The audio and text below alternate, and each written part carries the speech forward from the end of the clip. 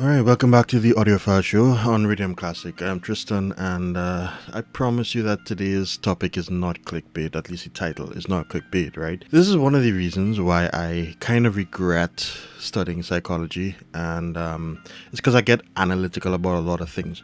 But sometimes when you see something, right, I'm sure you could relate, that really affects an industry that you love, something that you're passionate about, you want to speak up about it, and hopefully some people hear you and hear what you're trying to say. You're not going to change the world, but maybe give some people something, and I'll tell you what that something is in a second. So what am I getting at with this whole DMS and Zeus thing in the title, right? So the FIO JT1 releases, and Zeus does his thing on his channel. Now, I'm not going to say how I feel about Zeus or how I feel about DMS or how I feel about the headphone in question. That's not, in fact, the headphone is not what this is about at all, right? So I don't want to taint any biases here, right? So Zeus did his thing, the way he does his thing on the headphone. And the way he does his thing often has a lot of hype, whether it's positive or negative, right? You know this by now, okay? And DMS came on, did his review a while after, and I was going through the comments, right? And I'd be honest with you, I didn't even watch his entire review. I just started to browse the comments, and I was like getting lost in what was really bothering me about this thing. So here's what I'm going to do. I'm not going to call any names, but I'm going to just read a couple of the comments that you'll get where I'm going with this. Let's put it this way. Zeus gave it somewhat of a light-hearted review, more positive, and DMS gave it more of a less than positive review. So here's the comment that got me, right? It says, "This headphone made me unsubscribe from Z. He hyped the heck about this, and I needed some cheap headphones, so I tried. I ordered headphones, I get bass." That's the comment, right? So here's the thing. In my first channel, I used to say something a lot, and I need to start saying it again, right? Which is that unless you already tested them, for the most part, all things being equal, you don't really want to own a pair of headphones that you see online and hear about. You want to try them. Now, for a lot of people, that means buying them. Like me, I don't have headphone boutiques around me. I have none. If I want to test a headphone, I have to buy it or hear it from someone who owns it. You can imagine especially in this industry, it's really expensive to do that. So when I double down on a purchase, it's because I've done a lot of research and I'm still taking a chance. It's always a risk. It does not matter how many people gave it 5 stars. It does not matter how many people give it 1 star. It doesn't matter who gave it the 5 stars or the 1 star. You might be asking, like, then if that's the case, what do I do? Who do I trust? How do I know? It's about the 5 stars, and it's about the 1 stars, and it's about the who. It's about all of that. That has to combine to give me something to go on, not just one of these elements. And this is what I'm talking about in the beginning when I said I'll tell you what that something is. That something is perspective. Perspective is so important. It's the reason why you don't close one eye and still have depth perception. Okay? Close one eye, you need both of them in order to tell how far something is, because you need the perspective from the second eye. It's the same reason you can't plug in one ear and expect to hear something in stereo. You need the second ear for your brain to be able to process it and give you that, because you have that perspective from the second ear. So it's again the same reason you don't go to Amazon and pick a product that you're thinking about, see 3 stars and say, well, it sucks, I don't want it. Well, okay, maybe we all do that. But here's the point I'm making, right? You don't go to a restaurant where you have been eating all your life and love the food, see one review or a bunch of reviews that said the food is terrible, even though you ate there this morning, and then come out of that restaurant the same day and say it's terrible because everyone said so. No, you see, they have their perspective and you have yours. Right? Now, from the outside looking in, someone will see the restaurant getting all these negative reviews and automatically think, I'm not even going to give it a shot, just because if everyone is giving it all these negative reviews, then there's something to it, right? But what about you, who has been eating there up to this morning and still enjoys the food. Your perspective is going to be completely different to that person's now biased perspective. And this is something we all do. So it's not them saying it's a fault of these people to have like one perspective. Now, I know you think I'm jumping ahead, right? Like you're probably asking, where am I getting this whole concept of this one-sided perspective thing? Okay, let's read what he said again. He said, this headphone, now he didn't say DMS, right? He said, this headphone made me unsubscribe Z. He hyped the heck out of this about this headphone, and I needed some cheap headphones, and so I tried it, and I ordered headphones, I got bass. That's his statement, right? I know when he says that this headphone made him unsubscribe, he means that he bought it on the good faith that Z gave it the review that was, let's say, accurate, and he bought it and wasn't what he expected, and as he said, he ordered headphones and he got bass. Okay, there's the beginning of the problem, okay? So hold on a second. One guy says, Zeus is just entertainment. Don't watch him for reviews. Okay. All right, hold on. You'll see where I'm getting with this, right? This other guy says, I bought a pair of these for the equivalent of however much. And Zeus Pantera, and he puts in brackets his real name, Stephen, because apparently we need to know his real name. Anyway, gave a rave review. However, I was thoroughly disappointed. And then here's one more from this section I'll read, right? It felt like the time Z sold me on the starter CB1, a headphone I actually love, by the way, which were around the same price, so I was a little skeptical. The CB1, okay, I didn't know that the sound profile wasn't my preference at the time. I'm thinking this is going to be my talking point for this video, which it has been so far, but then I scroll on a little bit and I see a new comment that throws everything back into perspective. Here's this other comment, and this is all in DMS's comment section for his video, okay? This guy says a little further down, he doesn't even know what type of headphone he's reviewing. LOL. Not to mention, way after everyone else already reviewed them and liked them for the money. No wonder he had to team up with other reviewers to survive. Now, I have to assume that he's talking about DMS here because he doesn't say anything about Z and he's not replying to anyone's comment. This is a standalone comment. And he just literally starts with, he doesn't even know what type of headphones he's reviewing. If you pick up the tone of that comment, he's kind of saying, because DMS gave this a less than stellar review, he is completely disagreeing with DMS, and his justification is that everyone else reviewed it and liked them for the money, right? So therefore, DMS doesn't even know what type of headphone he's reviewing. Okay, so let's get all the mysticism out of the way. What am I actually saying here? I'm talking about the whole culture of let's unsubscribe from this person, let's blank this person, let's not go to this person for reviews, let's ignore this person's expertise and experience simply because he suddenly doesn't even know what headphone he's reviewing because everyone else liked it and he doesn't. Or this other reviewer made me buy this headphone, and therefore, and I'm not paraphrasing, but therefore, let's not watch him for reviews, he's entertainment. But then you go on to say, I unsubscribed from him for that. It's your choice.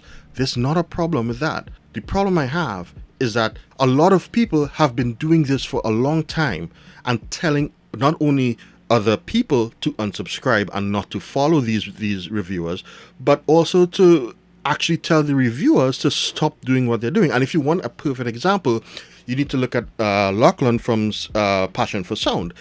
He is, I'll say it, he's one of my favorite reviewers, not because I agree with everything he says at all, but because I get great perspective from him, and I value his experience, and I value what he has in front of him and what I don't. If you look at what happened to him, and in short of it is that he basically came out with a video just about a week or two ago saying that he's no longer doing reviews because it's no longer fun when everyone is telling him that he is uncertified to do reviews, and you just watch his video. It's dumb. You know what people are saying. But thankfully he's still making videos, and they're still great videos. And I agree with him, I don't disagree with him for saying I'm done making reviews, because you do these things to help people, but you have to do it in the spirit of letting people know that they are getting perspective. And when people don't understand that what they're getting is perspective and not an answer, then all of a sudden you have these people coming down on you, and it takes a toll. It really does, right? So I don't want to see that happen to my other favorite reviewers or anybody online, whether I agree with their perspectives or not. What I need is perspective, because if you have 15 people telling you that this headphone or this device is 5-star rated, and you have 1 or 2 people saying that it's not, I want to hear what they have to say. I'm not going to be like, you guys suck, because these are the 15 guys who are all so accredited, if you want to put it like that, loved it. And you are suddenly discredited because you don't love it. It's like someone coming out on a video and saying, I don't like the HD 600 from Sennheiser. Automatically, you're going to see the comment section fill up with fanboys saying, you have no idea what you're talking about. None. Listen, we don't need a bunch of yes men. We don't need a bunch of no men. We need people who are giving their honest perspectives, so that with that perspectives, we can balance out our decisions when we are using them to help us make decisions. But they aren't selling us anything. They can't sell us anything. They can't make us buy anything. That's what I mean. They can't make us buy anything. So we can't now say, you know, Z made me buy this headphone, or because of him I spent endless money that is now down the drain. No, you decided to buy that headphone, and if you bought it because he said so, then that's your issue, and you should never do that. You should never do that for your favorite reviewer or your most disliked reviewer. And you should not watch reviewers who you only agree with. You should watch reviewers who you don't agree with as well. Hear what they're saying, because everybody's hearing is on such different spectrums. You need some kind of a median. Before you get a skewed perspective that gets you to either buy something that, whoa, it works out and I really love it and that's great, or it doesn't. And then you have to jump online and tell everyone to unsubscribe from them. Okay, so I'm probably not telling anyone things they don't know. Maybe I'm jogging some people's memories here. Maybe I'm reminding you about how you should be looking at this industry and looking at the way things work in this industry, because sometimes we get lost. Yeah, I do it too, right?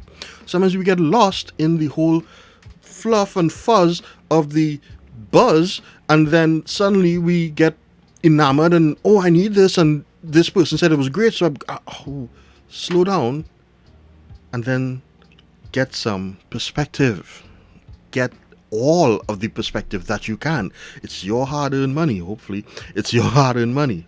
Okay, so for me, when I buy a headphone, I don't even have the luxury of sending it back if it doesn't sound good, because it's going to cost me a lot of money to do that because of where I am. So when I get it, I have to be like praying this thing is what I wanted, and it's not always, regardless of how much perspective I got. But that's the inherent risk that I take in this industry. And I know that. So I would never turn around and say, damn you DMS for doing that, and damn you Zeos for doing that, and whatever. No. They're doing a service for us. You have to remember this. They have it in their hands. They're telling us about it. Some of them go a little far and tell you, do not buy this. It's terrible because it's awful. If they tell you this because it's your opinion, like from a subjective point of view, I disagree with that type of journalism. If they tell you from an objective point of view, like, do not buy this because I'm promising you there's only tweeters inside of this thing and it's going to just be heights. Or do not buy this because it's going to break on you and it's not worth the price. The value is just not there. That's a different story. Then there are those reviewers who you just gel with. Their sonic signatures tend to mesh with yours, and you find that a lot, if not most, of the headphones that they recommend, when you get them, you love them. And that's fine. Stick around those guys too, but get that other perspective as well.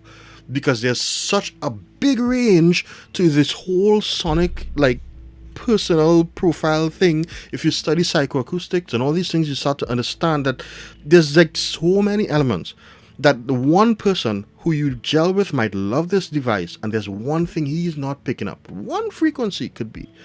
But when you get it, you pick it up and you're like, oh my gosh, how did he miss this? It's not that he missed this, he just didn't hear it, right? But then the 10 other reviewers who are telling you there's a peak in this particular device, you didn't go there because you just didn't need their perspective, then whose fault really is it? So let's not aim it back at these guys. Let's literally just say, hey guys, listen, thank you for taking that time to, test it out and give me your opinion. Okay? But if you have a reviewer who does a lot of hyping like Z does, yes, and you don't like that kind of hype, all right, don't watch him, or just accept that this is what to expect when you watch a video from him, and then extrapolate from it. But if you decide you're not going to watch him, don't turn it into that culture of canceling or that culture of unsubscribing in a public way. Don't aim it and weaponize it. Just quietly do it. If you don't want to subscribe to him anymore, unsubscribe. Because let's ask this question and answer this honestly, right? On a level playing field here. If this guy really wanted to say, all he wanted to say was, you know what? I had this bad experience with Zeus and he's of no value to me anymore, and I've decided I'm going to unsubscribe. Why does he need to get onto DMS's video and then say that? Because all he really has to do is just say, okay, I'm done with this, unsubscribe, and that's it, cool, all right. You made a point to yourself. Now you have to make the point to the world. But there's one reason people do that. They want that crowd influence, that public outcry to be heard, and they come out, they say that for that reason, and sometimes there's justification for it, but sometimes there's not. I'm tired of what they're doing with Star Wars, so I might go in a public forum and air my thoughts on it and let everybody know. And yes, I'm doing it because I want people to hear what I have to say. I want Disney to hear what I have to say, is my little voice. But I want to just gain traction. I want these things to come to attention because I want to stop this nonsense they're doing with it. But if you decide you don't agree with something that Zeus is doing, because he's not making something and selling it to you, you don't have to get him cancelled because he's just another voice, another opinion. And you don't have to get everyone to come out and say, yeah, let's not hear his opinion because his one sucks, because I never even heard Z, but this guy said it, so I'm not even going to go to Z's channel and give him the chance. In fact, give myself the chance to get another perspective. I really hope you guys see where I'm coming from. Anyway, let me end the video here. I just wanted to push this out there because I think it's really important, especially again with what's been happening with channels like Passion for Sound and whatnot. I wish DMS, Zeus, Passion for Sound, Lachlan, and everyone else the best in their endeavors, and I thank these guys for what they're doing because they give me all the perspective I need in order to make some intelligent decisions on my part, and then it's on me. So guys, let's keep the peace. I want a discourse with you. So why I make videos, not make money on them. I do it for the interaction, and I want to hear what you have to say. So until the next video, you guys continue to stay safe. Remember, Jesus is the way, and I'll see you in the next audiophile show. Oh, and keep vinyl alive. I know that's not what it says, save vinyl, but keep analog alive. Take care. Perspective.